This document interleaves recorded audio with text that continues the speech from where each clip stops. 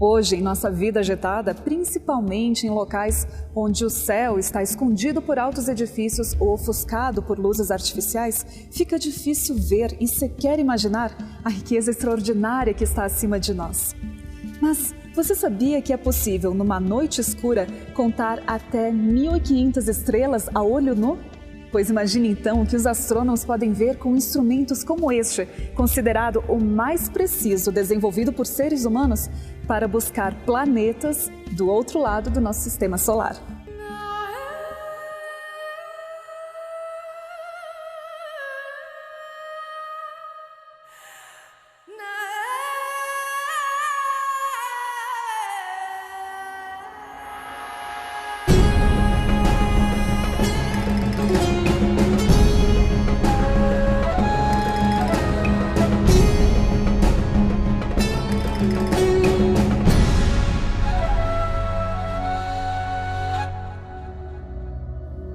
Luz, o início, a base de todo conhecimento sobre o espaço sideral, transcendente e fugaz. É capaz de abrir as janelas do saber ao nos revelar a intimidade daquilo que está próximo dos nossos olhos.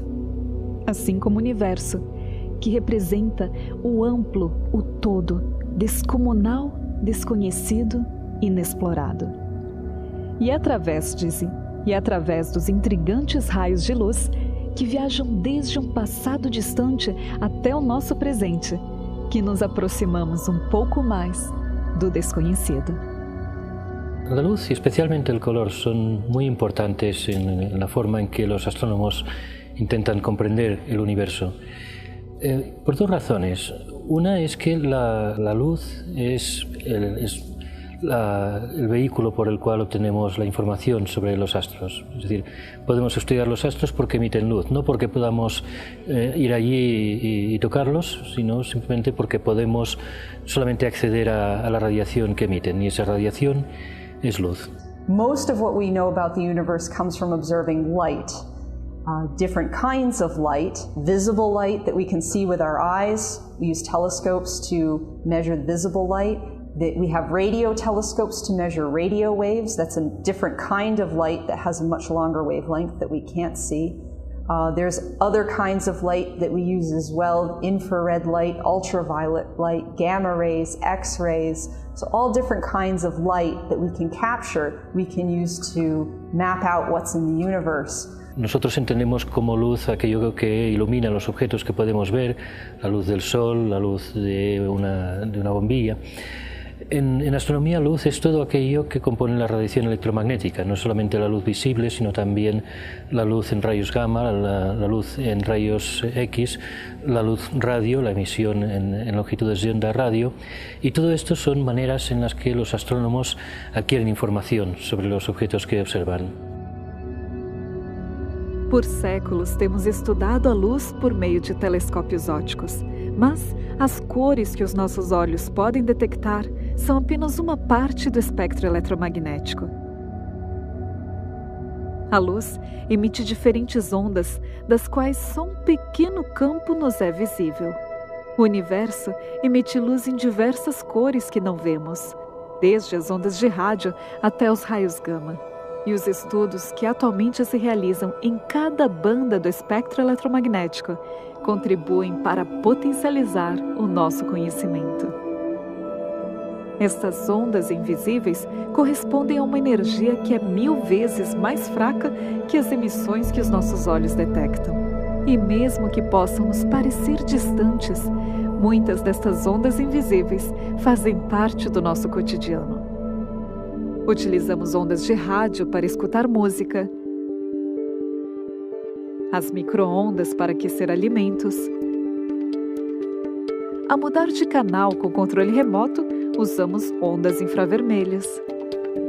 Ao tomar sol na praia, sentimos o efeito das ondas ultravioletas. E ao fazer uma radiografia no hospital, utilizamos os raios-x. A radiação que não usamos no nosso dia a dia são os raios gama, que pela sua grande concentração de energia, são prejudiciais à saúde. E são as fascinantes propriedades da luz que têm permitido aos astrônomos conhecer a composição do universo. Sua cor revela a composição química de objetos em ebulição a distâncias imensuráveis. O cintilar dos raios podem revelar distâncias e, quando abruptamente ofuscados, a presença de um novo planeta. Raios de luz girando em torno da mais completa escuridão podem advertir a atração de um buraco negro. Assim, a luz não só deleita o nosso olhar com exímias expressões de cores, como também nos ilumina com conhecimento. Observar la luz y en particular observar el color no es más que la relación entre la luz que se emite a diferentes longitudes de onda. Un objeto aparece de color azul porque emite más luminosidad en la región azul del espectro, en longitudes de onda cortas. Si estas longitudes de onda son más largas, el objeto nos aparecerá de color más rojo. Y esto nos da información sobre el objeto, sobre la composición física, nuevamente, y sobre sus características intrínsecas. Auguste Comte, creo que el año 1835, por ahí, dijo que ibas a poder medir las distancias a las estrellas, los movimientos, todo eso, pero jamás ibas a poder medir la composición química de una estrella, saber de qué estaban compuestas. Es bien interesante eso porque ese mismo siglo, por ahí por el año 1810, 1820, antes de incluso que Comte estaba diciendo estas cosas, un físico alemán en Múnich, Joseph Fraunhofer, descubre o inventa el espectroscopio. Y con el espectroscopio tú puedes tomar un espectro de una llama. Tú sabes que si tú vas a tu cocina y tiras sal al fuego, se ve una luz amarilla. Y eso es una luz característica del sodio. A través del espectroscopio fueron capaces de medir las composiciones químicas no solo de las estrellas, sino que de muchos otros objetos más. Pero además la luz tiene un papel secundario, un tanto más sutil, pero también muy importante. El universo está en expansión y los objetos en el universo se están moviendo. Y este movimiento se manifiesta en lo que en física se llama el efecto Doppler. El efecto Doppler lo conocemos en nuestra experiencia de cada día en la Tierra, debido a que es el efecto responsable que el movimiento de un vehículo, por ejemplo, un auto en una carretera, si nosotros lo escuchamos estando quietos junto a la carretera, va cambiando de tonalidad a medida que el vehículo se acerca o se aleja. Lo oímos más agudo cuando se está acercando a nosotros, y cuando pasa delante de nosotros y empieza a alejarse, oímos que este tono baja, se convierte en más grave.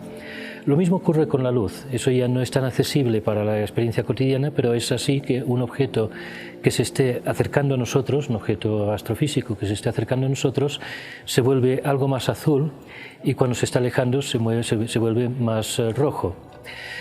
No quiere decir que sus características intrínsecas estén cambiando, pero sí que el estado de movimiento respecto a nosotros produce una variación en la longitud de onda que nosotros percibimos. Por tanto, los astrónomos, por raro que pueda parecer, determinan la distancia de un objeto a partir del color que emite, a partir de cuán desplazado hacia el rojo está. Foi Galileu Galilei quem utilizou pela primeira vez em 1610 telescópio para observar a Lua, Júpiter e algumas estrelas. E a partir dali, o ser humano foi descobrindo a verdadeira natureza dos corpos celestes ao redor da Terra e a compreender melhor seu lugar no universo. Desde então, até hoje, o anseio dos astrônomos continua o mesmo: captar a maior quantidade de luz que provém do espaço. Assim, os telescópios têm sido adaptados e aperfeiçoados com o passar do tempo. Cada vez são mais amplos e mais complexos. Ainda que, basicamente, o princípio continua sendo o mesmo. Um grande espelho coleta a maior quantidade de luz proveniente do espaço. Os raios refletem num espelho secundário que direciona a luz através de um pequeno orifício até um terceiro espelho.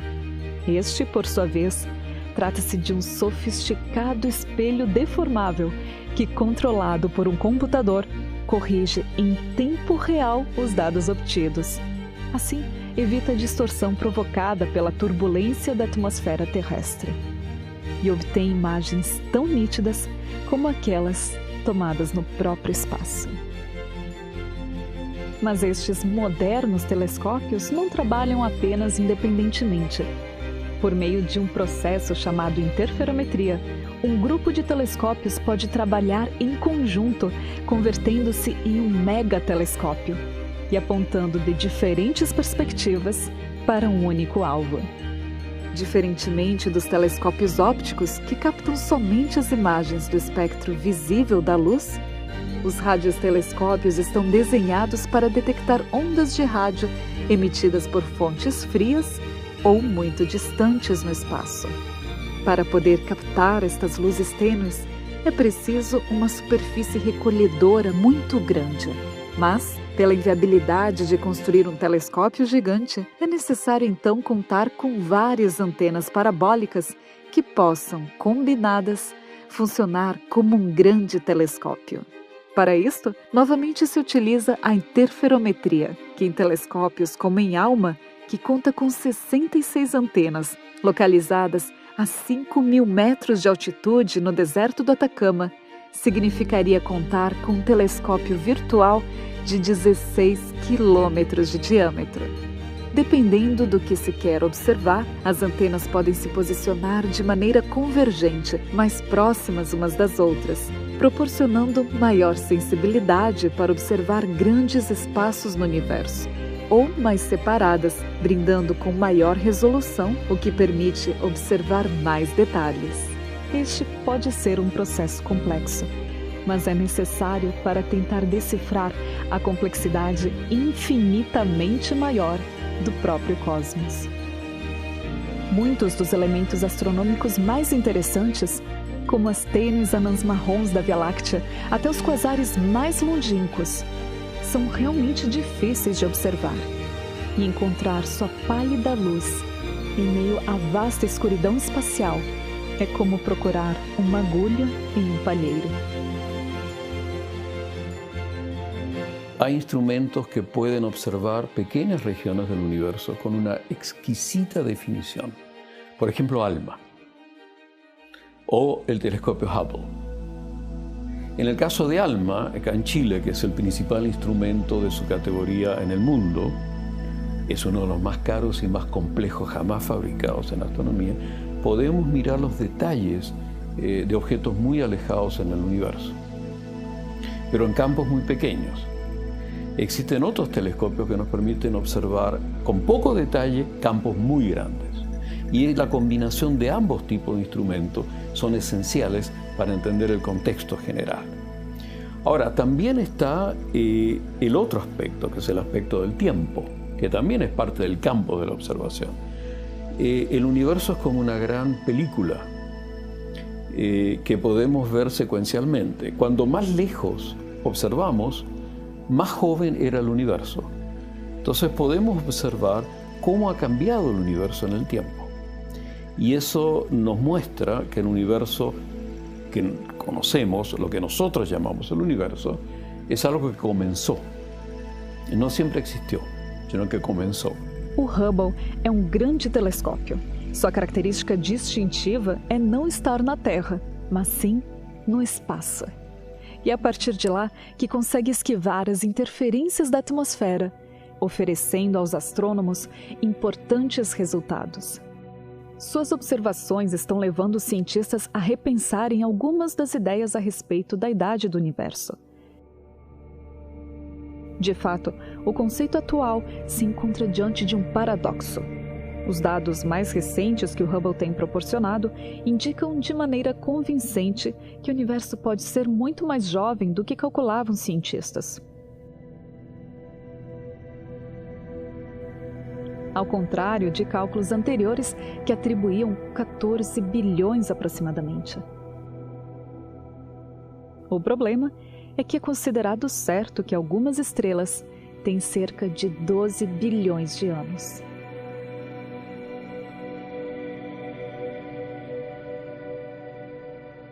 Estrelas nascem, estrelas morrem.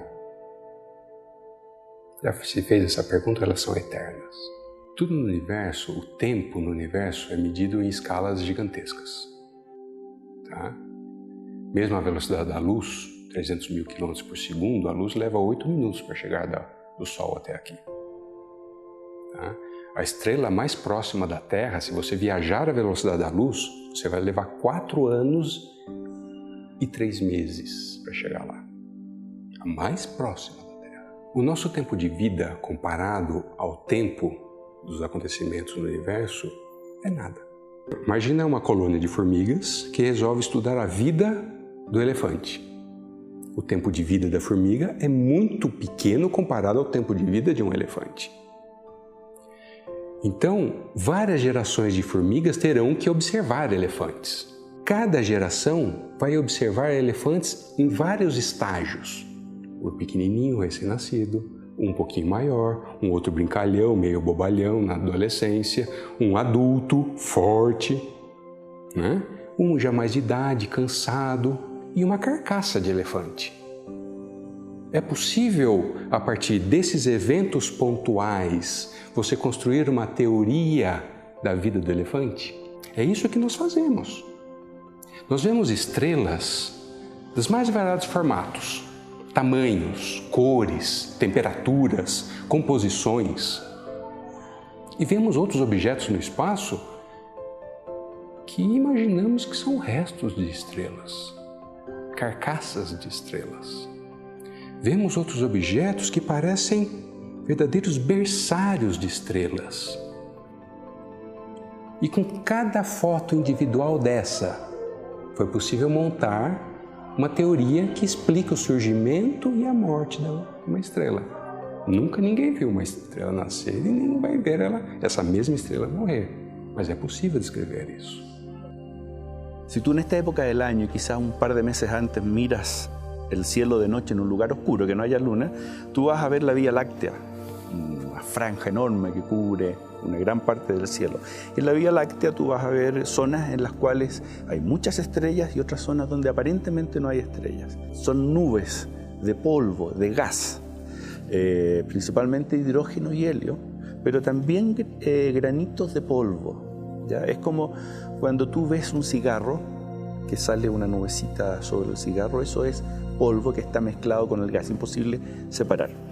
Y esta nube de polvo y gas tiene masa, y las masas que tienen son de varias veces la masa del Sol, pueden ser 100 veces la masa del Sol. Entonces, como tienen masa, actúa la ley de gravitación universal y la tiende a comprimir. ¿Ya? Y se opone a esa fuerza de compresión la presión de la nube. Empieza a calentarse además la nube. Se produce un balance entre la fuerza de gravedad y este proceso de calentamiento interno. Sin embargo, la nube tiene elementos además de hidrógeno y helio que emiten luz. Y esto es re importante, muy importante esto, porque esta luz es una pérdida de energía para la nube y la enfría. El enfriarla permite que este colapso proceda muy rápido. Esfriar no linguajar de uma estrela significa ela se tornar vermelha. Diferente muitas vezes do que nós acreditamos, uma estrela azul é quente, uma estrela vermelha é fria e uma estrela amarela é de meio temperatura mediana. Quando o seu fogão em casa está mal ajustado, que cor é a chama dele? É vermelha ou é azul? Ou quando ele é novinho, está bem ajustado, aquela chama azul linda? A mesma coisa na estrela. Se ela é quente, ela é azul. Se ela é fria, ela é vermelha. Y esa nube no solo está estática ahí, sino que está rotando lentamente. Y a medida que se colapsa, empieza a girar. Y tú terminas, después de todo este proceso, con un disco de materia, y en el centro del cual hay una condensación muy brillante, que es una protoestrella. Este es el nacimiento de una estrella y de un sistema solar que se va a formar en ese disco de materia. Mas não é uma ignição simples. 2 átomos de hidrogênio se fundem para formar um átomo de hélio. Isso chama fusão nuclear. Isso é o coração do Sol, das estrelas. Vocês têm uma ideia do que significa uma fusão nuclear? Eu ouvi falar da bomba de Hiroshima, né? A devastação que ela provoca. A bomba de Hiroshima é baseada na fissão nuclear. Você quebra átomos de plutônio ou de urânio e a energia que libera provoca toda aquela destruição ou gera energia elétrica. Para você conseguir fazer uma bomba de hidrogênio, você usa uma bomba de fissão como estopim. Você precisa explodir uma bomba atômica para servir como estopim para poder explodir uma bomba de hidrogênio que funciona a fusão. Essa é a magnitude de energia envolvida no núcleo de uma estrela. Quando essa ignição se inicia, a estrela começa a emitir luz e essa luz dispersa aquela nebulosa que deu origem a ela. Então você vê fotos maravilhosas do espaço com as nuvens começando a ser destruídas por aqueles raios de luz saindo de dentro delas. São as estrelas jovens nascendo, saindo do berçário e destruindo o berçário ou dispersando o berçário onde elas nasceram. São estrelas que você mede a luz dela e vê que o grosso da luz que vem dessas estrelas é baseado no hidrogênio. Daí você vê outras estrelas que já têm parte de emissões do hélio ou de outros componentes. Então você começa a inferir que aquelas estrelas são mais antigas, porque elas já queimaram uma boa parte do hidrogênio formando hélio, já começaram a queimar o hélio também formando outros átomos. Entonces las estrellas se forman a partir de ese material que tú ves. Y esa estrella, depende de la masa, es cuánto va a vivir. Si esa estrella tiene 50 o 100 veces la masa del Sol, va a vivir del orden de 3 millones de años y va a explotar. Y va a enriquecer todo el medio que está alrededor de ella con los materiales que se forman en su interior. Así que las estrellas nacen, viven y mueren. Como elas morrem depende do tamanho delas. Em 1054, astrônomos chineses anotaram que surgiu uma estrela no céu que era visível durante o dia. Você já viu uma estrela durante o dia, além do Sol? É impossível ver uma estrela durante o dia. Mas essa estrela brilhou durante 23 dias, durante o dia. Depois ela sumiu e nunca mais ninguém viu.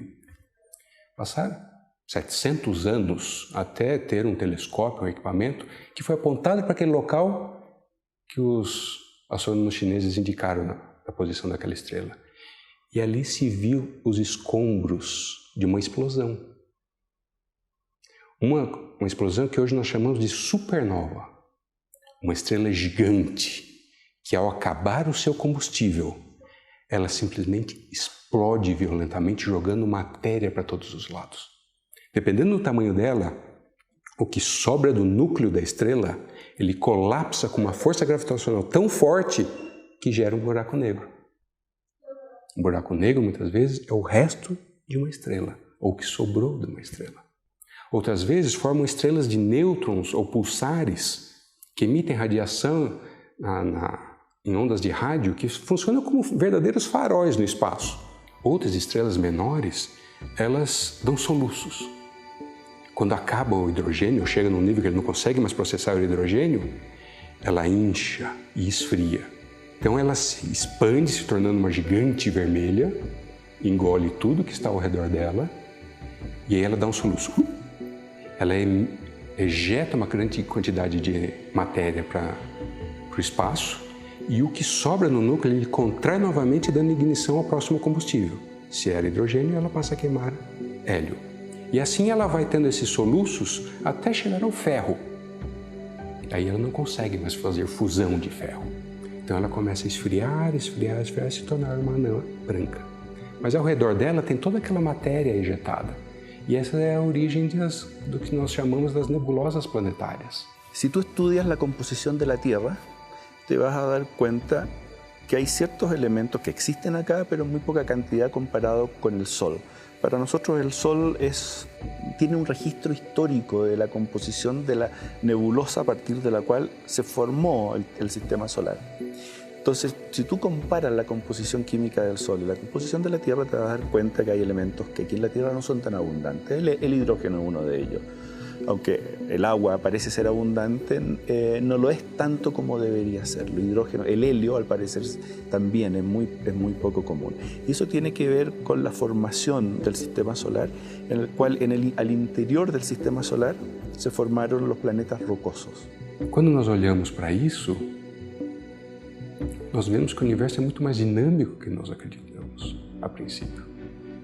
Que há a constante criação e a constante destruição também do universo. Nós temos que ampliar a nossa discussão, levando todos esses pontos em consideração e não apenas aquilo que nos interessa.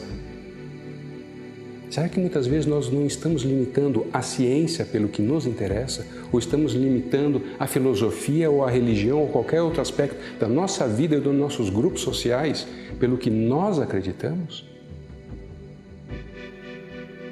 Galáxias, planetas, estrelas, poeira cósmica e nebulosas.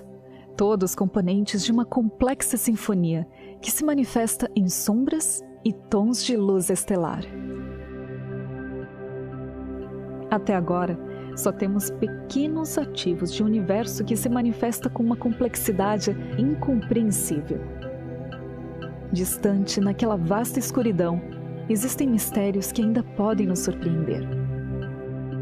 O que nos leva a refletir sobre seriam mesmo tão categóricas as nossas certezas se são baseadas apenas em vislumbres de conhecimento? O maior e mais revelador pode ainda estar oculto aos nossos olhos, esperando pacientemente o passo de nossa compreensão, ainda que fugaz como a luz das estrelas que observamos, e que nos permita decifrar a sua imponente e sublime complexidade.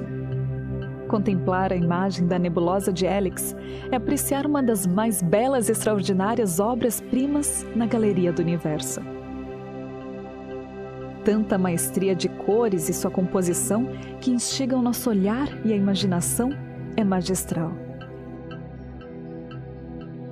E o que dizer de Órion, em sutil e fascinante pintura suave como aquarela, adornado com retoques que só o céu pode produzir? Ou da exímia perfeição que nos transmite ao olhar a galáxia de Andrômeda? A luz, em suas mais fascinantes propriedades, tem servido à ciência de conhecimento e inspiração ao contemplarmos os inúmeros astros. Mas, se considerarmos que a maior parte do universo não está constituída por luz, mas por uma impenetrável escuridão, a pergunta que surge é: que mistérios ainda se escondem neste insondável macrocosmo? Quanto conhecimento ainda não temos conseguido entender e nem sequer ver?